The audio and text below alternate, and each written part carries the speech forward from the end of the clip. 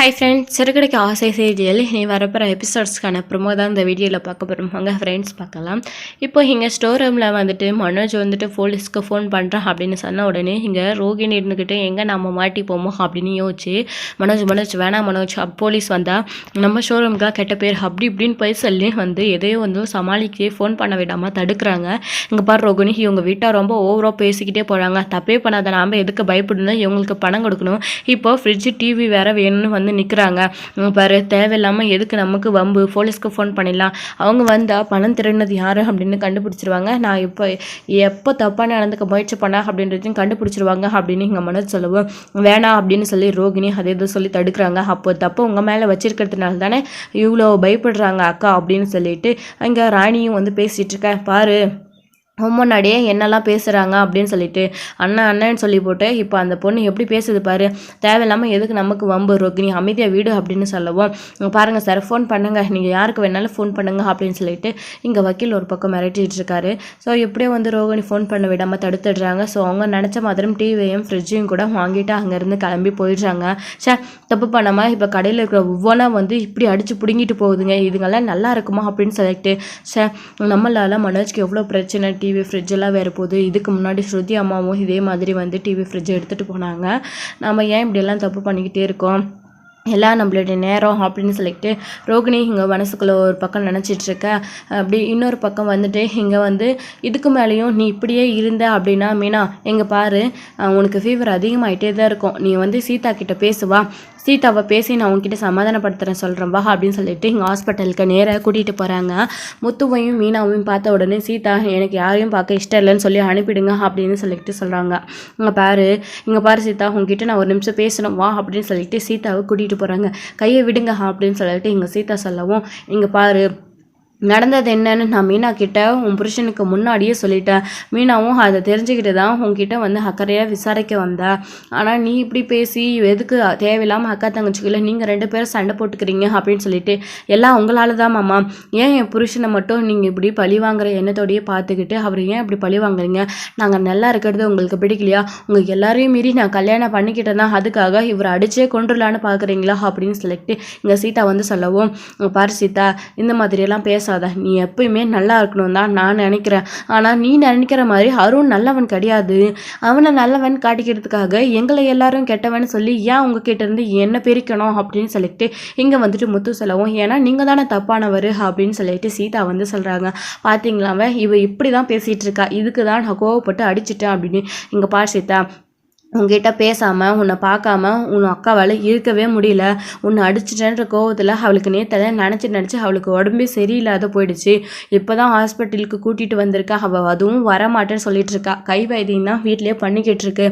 பாரு, தயவு செஞ்சு நீங்கள் அக்கா தங்கச்சிங்க 2 பேரும் சண்டை போட்டுக்கிட்டு இருக்காதீங்க, இப்போ என்ன அருணை பற்றி உங்களுக்கு முழுசாக தெரியணும் அவ்வளோதானே, இப்போது நீங்கள் இங்கே நடந்த விஷயம் எல்லாம் எனக்கு தெரியும், இப்போ நான் போயிட்டு அருண் கிட்டே பேச போகிறேன், அவன் நான் வந்திருக்கிறேன் அப்படின்னு என்கிட்ட என்ன பேசலாம் அப்படின்றத நீங்களே கேட்குறீங்களா, நீங்கள் 2 பேரும் கேட்டீங்க அப்படின்னா அவனுடைய உண்மையான முகம் உங்கள் 2 பேருக்குமே தெரியும், தேவையில்லாமல் எதுக்கு நீங்கள் அடிச்சுக்கிட்டு சண்டை போடுறீங்க அப்படின்னு சொல்லிட்டு எங்கள் முத்து சொல்லவும், சரிங்க அம்மா நீங்கள் சொல்கிற மாதிரி இருக்குதா என்னென்னு பார்க்கலாம், என் புருஷன் நான் எப்பயும் சந்தேகப்பட மாட்டேன், ஆனால் உங்களை நல்லவர் அப்படின்ற நிரூபித்துக்காக என் புருஷனை பொய்யானவர்னு சொல்கிறீங்க இல்லையா, இதுக்காகவாச்சு அவர் தப்பானவர் இல்லை அப்படின்னு நான் உங்களுக்கு ப்ரூவ் பண்ணணும், நடுங்க போக்கலாம் அப்படின்னு சொல்லிட்டு சீதாவும் கிளம்பி கூட வராங்க. ஸோ 2 பேரையும் இங்கே கூட்டிகிட்டு வந்துட்டு ஃபோனில் ஹான்லேயே வச்சிட்ருக்க சொல்லி, அதுவும் சீதாவுடைய ஃபோன்லேயே எனக்கு ஃபோன் பண்ணி நீ ஃபோன் கட் பண்ணாமே இரு, நான் அருண் கிட்ட போய் பேசுகிறேன் என்ன நடக்குதுன்னு பார்க்கலாம் அப்படின்னு சொல்லிட்டு இங்கே வந்து இறங்கி வந்த உடனே முத்துவும் வந்து பார்த்த உடனே, என்ன எனக்கு நம்ம 2 பேருக்கு இருக்கிற பகையை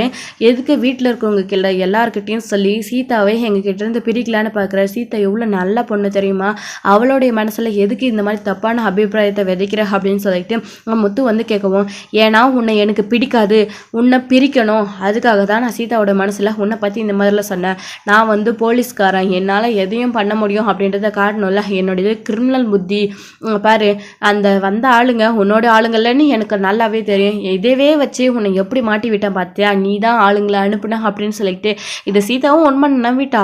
உண்மனை நம்பி மீனா கிட்ட போயிட்டு அவளும் பேசி 2 பேரும் சண்டை போட்டு பார்த்தியா எப்படி பிரித்தான் அப்படின்னு. மீனாவை எப்படி சீதா கிட்ட இருந்து பிரிச்சுனோ அதே மாதிரி உன்னையும் என் அத்தையோட மனசுல இருந்து பிரிக்கிறேன் பாரு. கூடிய சீக்கிரத்தில் சத்யாவுடைய மனசுல அவங்க அம்மாவுடைய மனசுல இருந்து உங்களை தூக்கி எறியனா இல்லையான்னு பாரு. அந்த வீட்டுக்கு நான் மட்டும்தான் மாப்பிள்ளை, அந்த எனக்கு மட்டும்தான் எல்லா மரியாதையும் கிடைக்கணும் அப்படின்னு சொல்லிட்டு இங்கே வந்து யூகவால் நம்ம அருண் வந்து பேசுகிற விஷயங்கள் எல்லாத்தையுமே கேட்டுடுறாங்க. கேட்ட உடனே இங்கே பயங்கர ஷாக் ஆகுறாங்க. சீதா காரில் இருந்துக்கிட்டே இப்போது இங்கே பாரு, நான் பண்ணாத தப்பு பண்ணதான் என் மேலே பழிய போட்டேன். இப்போ உண்மையிலே நான் உன்னை அடிக்கிறதுக்காக ஹால் கூட்டிகிட்டு வந்திருக்கேன். இப்போ என்ன பண்ண முடியும் உன்னால் அப்படின்னு சொல்லிட்டு சொன்ன உடனே இங்கே அருண் வந்து என்ன பேசிகிட்டு இருக்க நீ அப்படின்னு சொல்லிட்டு சொல்கிறாங்க. இப்போ முத்து வந்து வெளியில் வாங்க அப்படின்னு சொன்ன உடனே சீதாவும் வெளியில் வராங்க, மீனாவும் வெளியில் வராங்க. பார்த்த உடனே பயங்கர ஷாக் ஆகுது அருணுக்கு. என்ன சீதா நீ எப்போ இங்கே அப்படின்னு சொல்லிட்டு போதும் நிறுத்துங்க அருண், நீங்கள் எதுவும் பேச வேணாம். நீங்கள் அப்போ சொல்கிறது எல்லாமே பொய் இல்லை. நீங்கள் சொன்ன விஷயத்த நினச்சி என் மாமாவை நான் தப்பாக நினச்சிட்டேன் அப்படின்னு சொல்லி மாமா என்னை மன்னிச்சிடுங்க. இவருடைய பேச்சு கேட்டு உங்களை நான் தப்பாக நினச்சிட்டேன். நான் எப்படி இந்த மாதிரி புத்தி மழுங்கி போய் பண்ணேன்னு எனக்கே தெரியல. இவ்வளோ நாளாக என் அப்பாவுக்கும் மேலே தான் உங்களை நினச்சிக்கிட்டு இருந்தேன். இப்படி ஒரு நொடியில் உங்களை வந்து தப்பாக பேசிட்டேனே. அக்கா சாரிக்கா, மாமாவை பற்றி உங்ககிட்ட தப்பாக பேசுனது ஏன் தப்பு தான்க்கா. நீ எதுக்கு இப்போது மாமா மேலே இவ்வளோ முழு நம்பிக்கை வச்சு என்னை அடிச்சன்றது இப்போ எனக்கு புரியுதுக்கா, சாரிக்கா அப்படின்னு சொல்லிட்டு எங்கள் அதாவது சீதா வந்து மீனா கிட்டேயும் முத்துக்கிட்டேயும் பயங்கரமாக புலம்பி அழுக ஆரம்பிச்சிடுறாங்க. பாரு நீ என்ன பண்ணுவ, எல்லாமே இவர் பண்ண தப்பு அப்படின்னு சொல்லிட்டு எங்கள் மீனா வந்துட்டு எதுக்குங்க உங்களுக்கு அந்த தேவையில்லாத பொழப்பு, இப்படி எதுக்கு என் புருஷமெல்லாம் அநியாயமாக பழிய போட்டு சீதாவையும் என்னையும் பிரிக்கணும்னு நினைக்கிறீங்க. என் வீட்டுக்காரர் என்ன தப்பு பண்ணார், அவர் என்னைக்கு யாரையும் தப்பான நோக்கத்தில் வந்து பார்க்கவும் மாட்டாரு, அடிக்கவும் மாட்டாரு. தப்புன்னு தெரிஞ்சா கேட்பாரு. ஆனால் வந்து தப்பே பண்ணாதெல்லாம் இவர் யாரையும் வந்து தூண்ட மாட்டாரு. உங்கள் 2 பேருக்கு இருக்கிற பிரச்சனையை ஏன் இப்படி ஊதி பெருசாக்குறீங்க அப்படின்னு சொல்லிட்டு எங்கள் மீனா ஒரு பக்கம் அருணை கேள்வி கேட்க இப்போது மாட்டிக்கிட்டோமே என்ன பண்ணுறது அப்படின்னு அருண் ஒரு பக்கம் பயங்கர கோவத்தோட டென்ஷனோடு இருக்க. முத்து மேலே இன்னும் அதிகம் கோவம் தான் வருது. ஏன்னா இவனுக்கு என்னை பிடிக்காது, அதனால தான் இது எல்லாத்தையும் இவனே பண்ணிவிட்டு என் மேலே பழைய தூக்கி போடுறான். என்ன பண்ணுறது அப்படின்னு சொல்லிட்டு எங்கள் முத்து சொல்லவும், இங்கே பாருங்கள் மாமா நான் ரொம்ப பெரிய தப்பு பண்ணிட்டேன், என்னை மன்னிச்சிருங்க அப்படின்னு சொல்லிட்டு சீதா இப்போ எதுக்கு நீ அவர் காலெல்லாம் விழுந்துக்கிட்டு இருக்க அப்படின்னு எங்கள் அருண் வந்து சொல்லவும், நீங்கள் அமைதியாக இருங்க, நீங்கள் எதுவுமே பேசாத, அவர் எவ்வளோ நல்ல மனுஷன், அவரை தப்பாக பேசிட்டா, அவர் அதனால அவருடைய காலில் விழுந்தா கூட நான் பண்ண தப்பு பொய் இல்லைன்னு ஆயிடாது, தீர்வாகாது அப்படின்னு சொல்லிட்டு எங்கள் சீதா ஒரு பக்கம் அருண்கிட்ட கோவப்பட்டு பேசிட்டு இனிமேல் எங்கள் மூச்சிலே முழிக்காதீங்க அப்படின்னு சொல்லிட்டு நேராக வந்து எங்கள் சத்யாவோட வீட்டுக்கு போயிடுறாங்க. நடந்த விஷயங்கள் சொல்லிட்டு அவங்க அம்மா கிட்டேயும் சத்யா கிட்டேயும் ஃபீல் பண்ணி அழுகுறாங்க.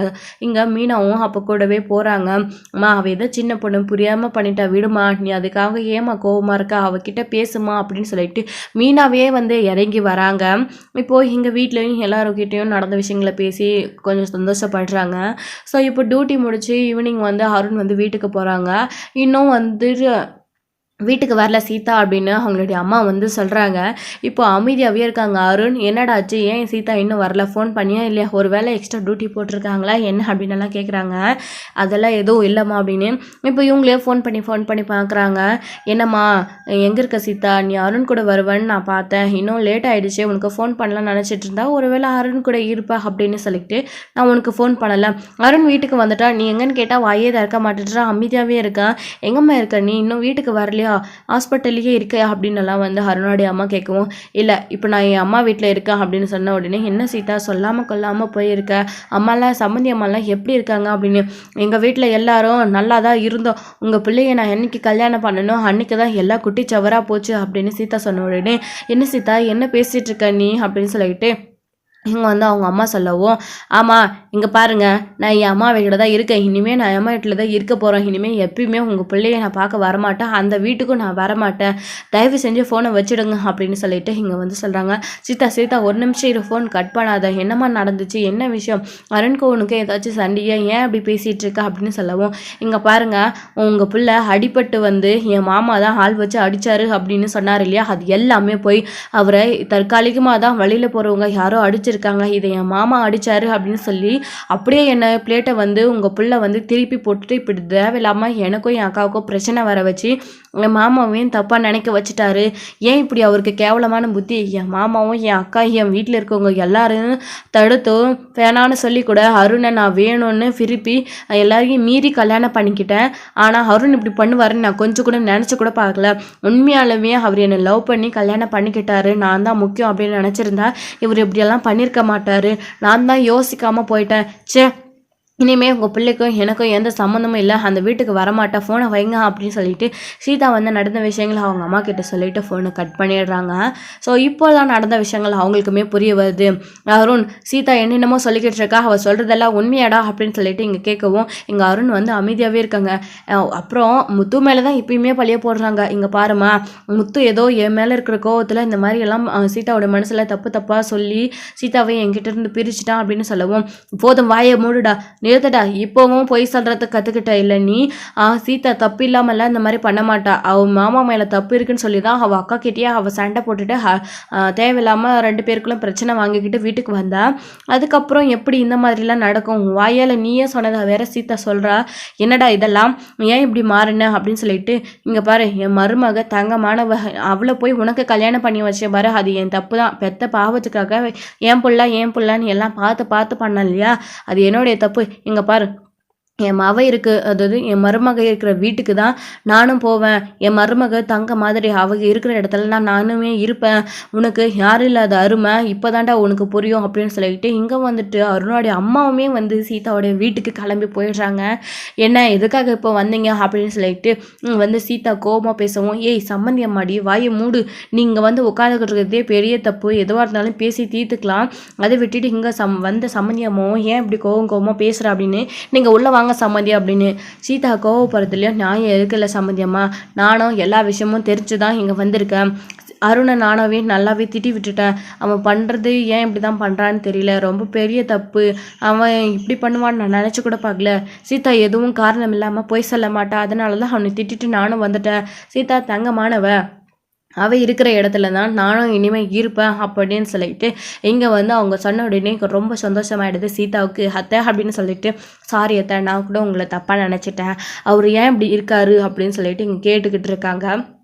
அவன் எப்படி வேணாலும் இருக்கட்டும், இனிமேல் தனியாக இருந்து பார்த்தா தான் அவனுக்கு உறவுகளோட அருமை தெரியும், எதுக்கு இந்த மாதிரிலாம் அவன் பண்ணுறான்னு தெரியல அப்படின்னு சொல்லிட்டு இங்கே வந்து சீதாவும் அவங்க அத்தை அம்மா எல்லாரும் இவங்க வந்து ஒரே வீட்டில் வந்து இருக்காங்க. இப்போ அருண் நாங்கள் தனித்தனியாக இருக்காங்க. அருணுக்கு இன்னுமே பயங்கர கோவம் வருது முத்து மேலே. இப்படி என் குடும்பத்தை மொத்தமாக என்கிட்ட இருந்து பிரிச்சுட்டான்ல, அவனை சும்மாவே விடமாட்டேன் அப்படின்னு அடுத்தடுத்து வந்து முத்துக்கு என்ன டார்ச்சர் கொடுக்கலாம் அப்படின்னு சொல்லிட்டு அருண் யோசிக்க ஆரம்பிச்சுட்டாங்க. ஸோ இது ஒரு பக்கம் இருக்கு. இப்போ சீதா நம்மளால் வந்து எப்படி உட்காந்துக்கிட்டாலே அப்படின்னு சொல்லிட்டு திரும்பவும் முத்துக்கும் மீனாக்கும் கொஞ்சம் வருத்தமாகவே இருக்குது. ஸோ இன்னொரு பக்கம் இங்கே வந்துட்டு எப்பயும் போல் எப்பயுமே மீனா தான் வீட்டில் வந்து சமைப்பாங்க.